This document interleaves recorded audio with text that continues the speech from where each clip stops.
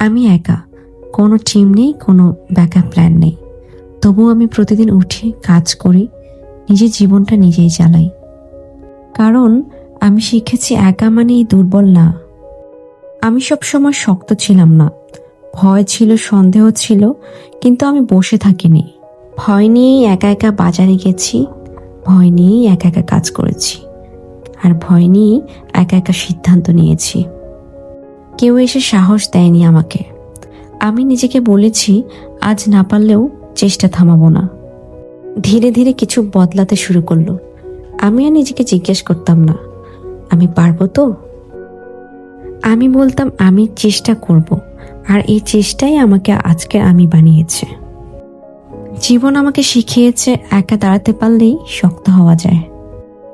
দুপুরে রান্না প্রায় শেষ, এখন বাজারে যাব ছোট্ট মেয়েকে সাথে নিয়ে।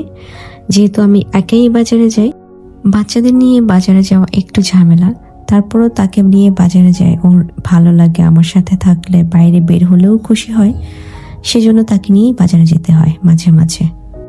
যেদিন হালকা কিছু কেনাকাটা থাকে এক দোকান থেকে কিনে নিতে পারবো, সেদিনই আমি তাকে সাথে নিয়ে আসি। যেমন আজকে এখান থেকে আমি কিছু ফল নিব। সিজনাল ফ্রুটগুলোই আমি সবসময় কেনার চেষ্টা করি। যেমন এখানে তরমুজ দেখা যাচ্ছে, যেটার এখন সিজন না। সিজনাল ফ্রুটগুলো শরীরের জন্য বেশি ভালো হয়। তো বাসার কিছু প্রয়োজনীয় সামগ্রী লাগবে, সেজন্য আমি এখন বেস্ট বাই এসেছি।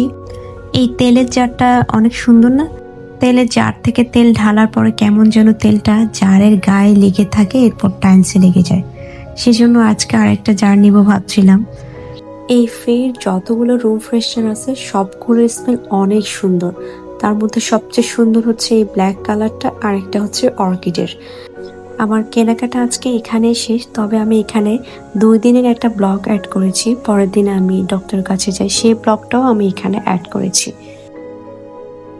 দিনটা খুব সাধারণ ছিল, তবে সবকিছু একাই সামলাতে হয়েছে। কিছু কিছু সময় চুপ হয়ে যেতে হয়, কারণ কষ্ট বোঝানোর ভাষা থাকে না।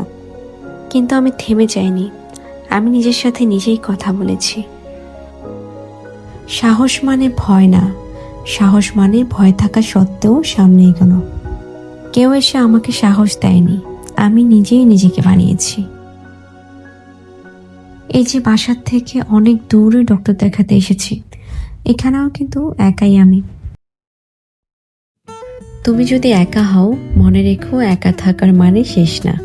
একা থাকার মানে নিজের গল্পটা নিজেই লেখা। সবশেষে একটা কথাই বলবো, এই ভিডিওটা কোনো ভিউয়ের জন্য না। এই ভিডিওটা এমন কারোর জন্য যে একা আছে কিন্তু হাল ছাড়েনি।